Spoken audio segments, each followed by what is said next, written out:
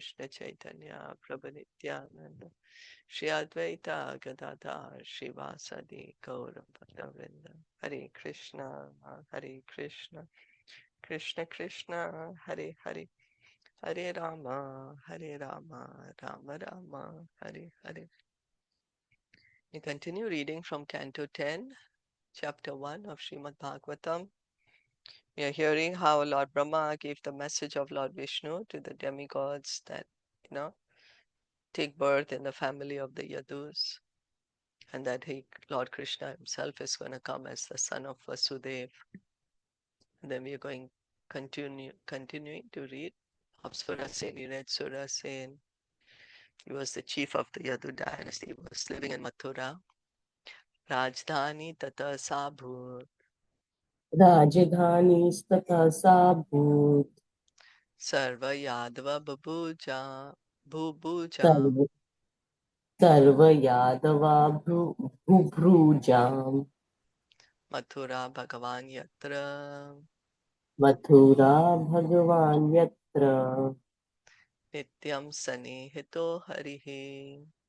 नित्यं सन्निहितो हरिः. Translation and purport by His Divine Grace, A.C. Bhaktivedanta Swami Srila Prabhupada. Since that time, the city of Mathura had been the capital of all the kings of the Yadu dynasty. The city and district of Mathura are very intimately connected with Krishna, for Lord Krishna lives there eternally. Mathura is a dham, Mathura dham, we say. Krishna is always there performing his pastimes. It is understood that Mathura city is the transcendental abode of Lord Krishna. It is not an ordinary material city, for it is eternally connected with the Supreme Personality of Godhead. Vrindavan is within the jurisdiction of Mathura, and it still continues to exist. Because Mathura and Vrindavan are intimately connected with Krishna eternally, it is said that Lord Krishna never leaves Vrindavan. Vrindavanam parityajya padam ekam na gacchati. Krishna does not take a step out of Vrindavan. At present, the place known as Vrindavan in the district of Mathura continues its position as a transcendental place, and certainly anyone who goes there becomes transcendentally purified. So Vrindavan on earth is the same as Vrindavan in the spiritual sky. Navadvip Dham is also intimately connected with Brajabhumi. So one may think that Navadvip is different than Vrindavan. No, there's no difference. Srila Narottam Das Thakur therefore says, Shri Gaura Mandala Bhumi, Yeba Jane Chintamani, Tara Hai Brajabhume Vas. Brajabhumi refers to Mathura Vrindavan, and Gaur Mandala Bhumi includes Navadvip. These two places are non-different. Therefore, anyone living in Navadvip Dham, knowing Krishna and Sri Chaitanya Mahaprabhu to be the same personality, lives in Brajabhumi, Mathura, Vrindavan. Because the devotee understands Gauranga Mahaprabhu, he is Lord Krishna. So Navadvip and Vrindavan, there's no difference. The Lord has made it convenient for the conditioned soul to live in Mathura, Vrindavan, and Navadvip, and thus be directly connected with the Supreme Personality of Godhead. Simply by living in these places, one can immediately come in contact with the Lord. We go to Vrindavan, and everywhere we go, we're reminded of Lord Krishna. The way the people will also greet Radhe Radhe or Hare Krishna. Everywhere there are temples, pastime places of Krishna. Also in Mayapur, anywhere you go, you'll hear Hari Bol. So there are many devotees who vow never to leave Vrindavan and Mathura. This is undoubtedly a good vow. But if one leaves Vrindavan, Mathura or Navadvip Dham for the service of the Lord, he is not disconnected from the Supreme Personality of Godhead. So someone may say, okay, I'm never going to leave the dham, but some devotee may leave the dham for preaching. Give Krishna consciousness to everyone, anyone and everyone. That's what Srila Prabhupada did. Srila Prabhupada was living in Vrindavan. And then at the age of 69, he in fact left Vrindavan and went to the West to spread this Krishna consciousness movement, the message of Bhagavad Gita to everyone. At any rate, we must understand the transcendental importance of Mathura, Vrindavan and Navadvip Dham. Anyone who executes devotional service in these places certainly goes back home, back to Godhead, after giving up his body. So we can see the potency of living in the Dham. One who is engaged in devotional service in the Dham goes back home, back to Godhead. Thus the words Mathura Bhagwan Yatra Nityam Sanihito Hari are particularly important. A devotee should fully utilize this instruction to the best of his ability. Whenever the Supreme Lord personally appears, he appears in Mathura because of his intimate connection with this place. Therefore, all the Mathura and Vrindavan are situated on this planet Earth. They are transcendental abodes of the Lord. So they are spiritual. Mathura, Vrindavan, Navadvip. But we may say, oh, I don't see the Kalpa Vriksha, I don't see the Surabi cows, I am not seeing the Chintamani. Well, because that is our vision. We have to purify our vision to be able to see the real Vrindavan. Is that okay? Yeah.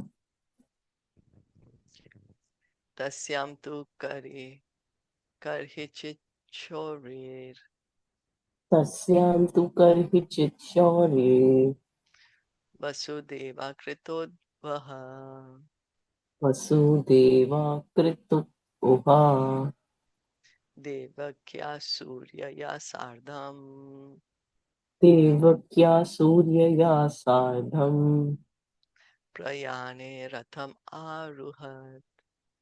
prayane ratham aruhat. Some time ago, Vasudev, who belonged to the demigod family or to the Sur dynasty, married Devki. After the marriage, he mounted his chariot to return home with his newly married wife. So, Surasen's son Vasudev is married to Devki, belonged to the demigod family or to the Shura dynasty.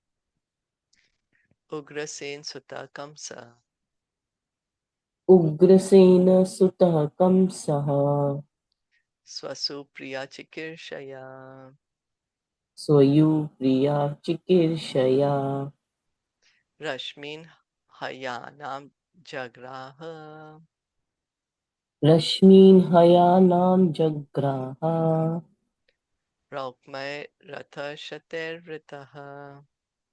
rokme ratha shratirvataha.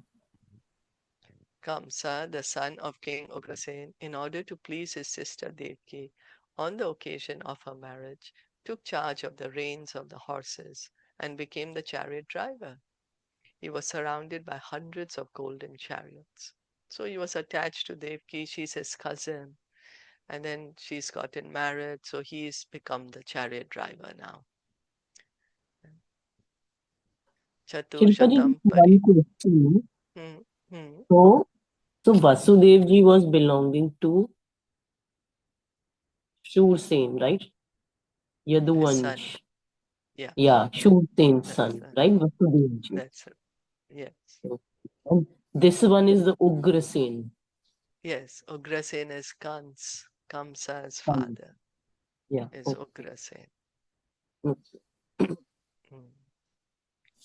Chatushatam Paribarham Chatuh shatam paribarham Gajanam Hemamalinam gajanam hemamalinam Ashwanam Ayutam Sardham ashvanam ayutam sartham Rathanam cha trishat shatam. Rathanam cha trishat satam. Dasinam sukumarinam. Dasinam sukumarinam. Tvashate samalankrite. Tveshate samalankrite. Duhitre devaka pradan. Duhitre devaka pradat. Yane duhitir vatsalaha. Yane duhitavatsalaha. Devaki's father, King Devak, was very much affectionate to his daughter. Therefore, while she and her husband were leaving home, he gave her a dowry of 400 elephants, nicely decorated with golden garlands. He also gave 10,000 horses, 1,800 chariots, and 200 very beautiful young maidservants, fully decorated with ornaments. So that's why she's called Devki. Her father's name is Devak. And he's given her a very big dowry. The system of giving a dowry to one's daughter has existed in Vedic civilization for a very long time. Even today, following the same system, a father who has money will give his daughter an opulent dowry. A daughter would never inherit the property of her father, and therefore an affectionate father, during the marriage of his daughter, would give her as much as possible. A dowry, therefore, is never illegal according to the Vedic system. Here, of course, the gift offered as a dowry by Devak to Devki was not ordinary. Because Devak was a king, he gave a dowry quite suitable to his royal position. Even an ordinary man, especially a high class Brahmana, Kshatriya, or Vaishya, is supposed to give his daughter a liberal dowry. Immediately after the marriage, the daughter goes to her husband's house, and it is also a custom for the brother of the bride to accompany his sister and brother in law to exhibit affection for her. So the brother goes with the bride, when after the marriage ceremony, the brother goes with the bride to her new home so that she doesn't feel, suddenly very alone. So she has somebody with her. So this system was followed by Kamsa. And following the system of dowry also, Deva gave a big dowry to his daughter. These are all old customs in the society of Varnashram Dharma, which is now wrongly designated as Hindu. These long-standing customs are nicely described here. So it was the Vedic society, the Vedic custom.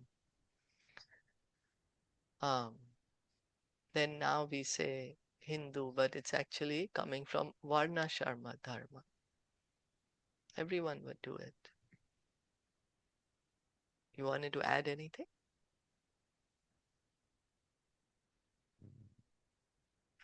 I just wanted to confirm that this was the Vedic Pratha, right? And they Yeah, would give according to their own um, eligibility or like how much their standard was, yeah, that's right. There was right? never a question of force or demand, or father would just give how much he would he would want to give, how much ever he could for Okay. his daughters. Like this was Because not she, like how in the modern day it is like that, it is asked for. So it wasn't asked for in that time. It was just that father gave whatever or how much he could with his own will. yeah, Yeah. that's right. That's right. Shankhaturya mridangascha Shankhaturya mridangascha nedurdundubaya samam medu dvandabhaya samam prayana prakrame tat prayana prakrametata varavadvo sumangalam. varavadvo sumangalam. Oh, beloved son, Maharaj Parikshit, when the bride and bridegroom were ready to start, conch shells, bugles, drums, and kettle drums all vibrated in concert for their auspicious departure. So everyone is very happy. It's a nice festive atmosphere. And then now they're going to start in the chariot, and Kamsa is driving the chariot. Pati pragrahinam Kamsam पथि प्रगृहीणं कंसम् abhasyaha sharirvak आभास्य अशरीरवाक् asyastvam ashtamo garbo अस्यास्त्वाम् अष्टमो गर्भो hantayam vahase buddha. हन्तायां वहसे Budh. While Kamsa, controlling the reins of the horses, was driving the chariot along the way, an unembodied voice addressed him. You foolish rascal, the eighth child of the woman you're carrying will kill you. The omen spoke of Ashtamo Garbha, referring to the eighth pregnancy, but did not clearly say whether the child was to be a son or a daughter. So, there was like a Akashvani, how they say, the skies have spoken. And the voice is saying that her eighth son is her eighth child will kill you. Doesn't say if it's going to be a son or a boy or a girl. Even if Kamsa were to see that the eighth child of Devaki was a daughter, he should have no doubt that the eighth child was to kill him. According to the Vishwakosh dictionary, the word Garbha means embryo and also Arbhaka or child. Kamsa was affectionate toward his sister, and therefore he had become the chariot driver to carry her and his brother-in-law to their home. The demigods, however, did not want Kamsa to be affectionate toward Devaki, and therefore, from an unseen position, they encouraged Kamsa to offend her. Moreover, the 6 sons of Marichi had been cursed to take birth from the womb of Devaki, and upon being killed by Kamsa, they would be delivered. So this was already kind of planned, by the demigods. Krishna had told them, you take birth in the family of the Yadus, but also now the 6 sons of Marichi who were cursed, they are also supposed to come as sons of Devaki, and they are supposed to be killed by Kans because he was the Kala Nemi demon. So for all this. Uh, So when Devaki understood that Kamsa would be killed by the Supreme Personality of Godhead, no way. Uh, and upon being killed by Kamsa, they would be delivered. The 6 sons of Marichi, when they would be killed by Kamsa, they would be delivered. So when Devaki understood that Kamsa would be killed by the Supreme Personality of Godhead, who would appear from her womb, she felt great joy. The word Vahase is also significant because it indicates that the ominous vibration condemned Kamsa for acting just like a beast of burden by carrying his enemy's mother. So it was purposely spoken in such a way so that Kamsa can get angry at Devaki, so the Lord can come soon. The demigods also want the Lord to come soon. Iti ukta sakhala papo इति उक्ता सकल पापो bhojanam kulapam sanaha भोजानां कुलपांसनः Bhaginim Hantum Arabdha भागिनीं हन्तु आरब्धा Khadga Pani Kache Grahi. खड्गपाणिः कचे ग्रहीत्. Kamsa was a condemned personality in the Bhoja dynasty because he was envious and sinful. Therefore, upon hearing this omen from the sky, he caught hold of his sister's hair with his left hand and took up his sword with his right hand to sever her head from her body. Kamsa was driving the chariot and controlling the reins with his left hand. But as soon as he heard the omen that his sister's eighth child would kill him, he gave up the reins, caught hold of his sister's hair, and with his right hand took up a sword to kill her. So he was driving the chariot with the left hand, and he's letting go of the chariot, and he's catching Devki's hair and taking out his sword with the right hand. Before, he had been so affectionate and he was acting as his sister's chariot driver. But as soon as he heard that his self-interest or his life was at risk, he forgot all affection for her and immediately became a great enemy. This is the nature of demons. No one should trust a demon despite any amount of affection. So you can see, at one moment he's being so nice to her, so loving to her, becoming the chariot driver. Next moment he wants to kill her. So aside from this, a king, a politician, or a woman cannot be trusted since they can do anything abominable for their personal interest. Chanakya Pandit therefore says, Vishvaso neva kartavya strishu rajakuleshu cha. So this is Chanakya Pandit. He has said that a king, politician, or a woman, they will do anything for personal interest. So, but for woman as a devotee, she won't do that, you know. So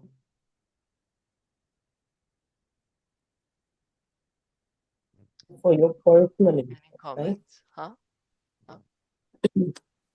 Like if a normal woman, then she can, for her personal interest, can do anything, can Yeah, behave the way, right? That's what they're trying to say. yeah, that's what Chanakya Pandit. He was a great thinker, Mm. philosopher. He was a chief minister of a king. And he says this.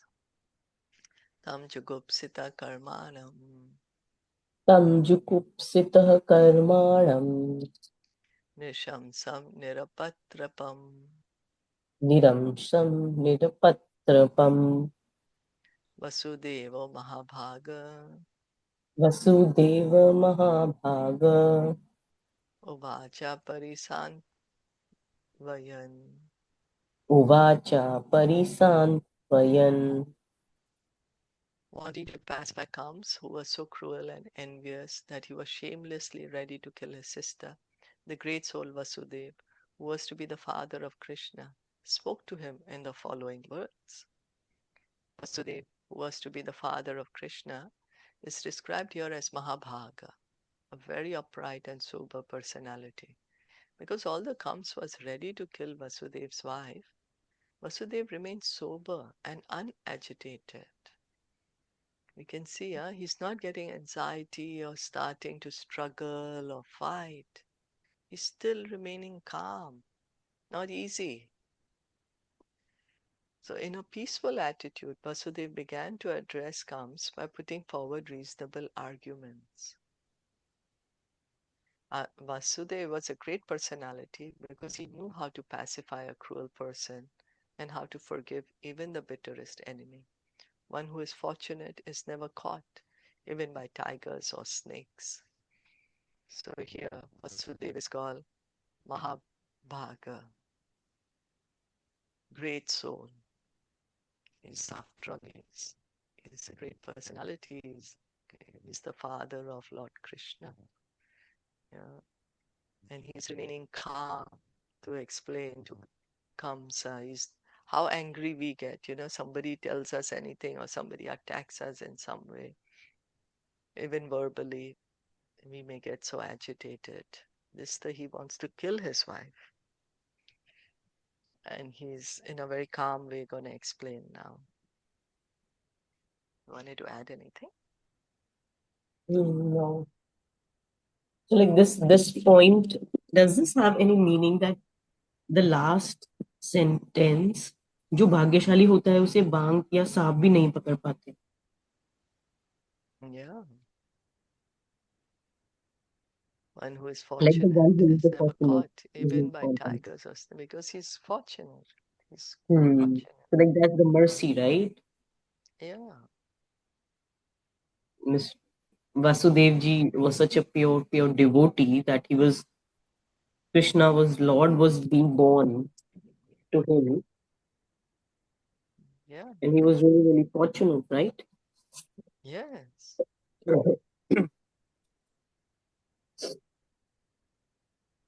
Yeah. Mm. Okay. Yeah. Okay. So we'll stop here. Yeah. Srimad Bhagavatam ki jai, Srila Yeah. Prabhupada ki jai, Gaur Yeah. Bhakta Vrinda ki jai, Hare Krishna. Thank